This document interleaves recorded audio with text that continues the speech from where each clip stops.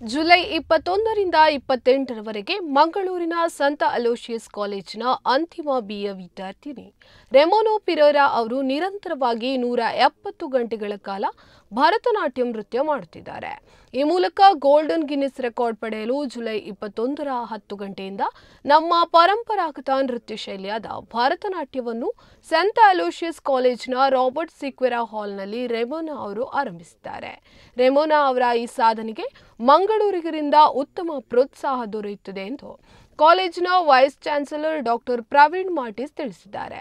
ಈ ಮೊದಲು ಸಾಕಷ್ಟು ಸ್ಪರ್ಧೆಗಳಲ್ಲಿ ಭಾಗವಹಿಸಿ ಪ್ರಶಸ್ತಿಗಳನ್ನು ಮುಡಿಗೇರಿಸಿಕೊಂಡಿರುವ ರೆಮೋನಾ ಪ್ರಧಾನಮಂತ್ರಿಯಿಂದ ಅತ್ಯುನ್ನತ ಬಾಲ ಪುರಸ್ಕಾರವನ್ನು ಸಹ ಪಡೆದುಕೊಂಡಿದ್ರು. ಸಂತ ಅಲೋಶಿಯಸ್ ವಿಶ್ವವಿದ್ಯಾನಿಲಯಕ್ಕೆ ಒಂದು ಹೆಮ್ಮೆಯ ಗರಿ ಅಂತ ಹೇಳಬೇಕು.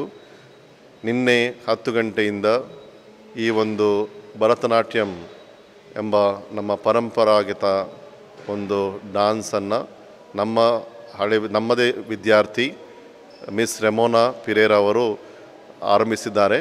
ಇದು ಗೋಲ್ಡನ್ ರೆಕಾರ್ಡ್ ಇದರ ವತಿಯಿಂದ ಮೊದಲು 24 ಗಂಟೆ ನಿರಂತರ ಡ್ಯಾನ್ಸ್ ಅಂತ ನಮ್ಮ ಯೋಚನೆಯಲ್ಲಿತ್ತು. ಆದರೆ ಈಗ ಅದು 48 ಅವರ್ಸ್ ಆಗಿ ಈಗ 170 ಅವರ್ಸ್ ಕಂಟಿನ್ಯೂಸ್ ನಿರಂತರವಾಗಿ ಡ್ಯಾನ್ಸ್ ಮಾಡಲಿಕ್ಕೆ ಮಿಸ್ ರೆಮೋನಾ ರವರು ಮುಂದೆ ಬಂದಿದ್ದಾರೆ. ಅದೇ ರೀತಿಯಲ್ಲಿ ಎಲ್ಲ ರೀತಿಯ ಸಹಕಾರ ನಮಗೆ ಸಿಗ್ತಾ ಇದೆ, ಪ್ರೋತ್ಸಾಹ ಕೂಡ ಸಿಗ್ತಾ ಇದೆ.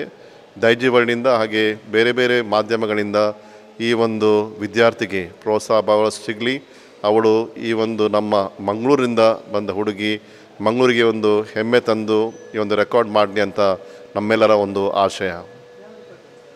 Hello, I am Ramona, a third-year BA student of St. Aloysius deemed to be university, currently engaged in a profound artistic endeavor, a 170-hour continuous Bharatanatyam performance in pursuit of Golden Book of World Records.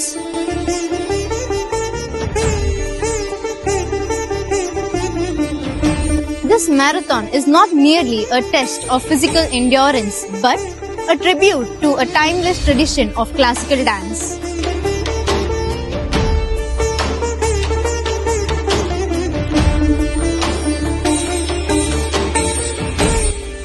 As an awardee of Pradhan Mantri Rashtriya Bal Puraskar from our Honorable Prime Minister Shri Narendra Modi and Sandesha Awards, I invite you to witness this journey not just as a spectator but as a companion.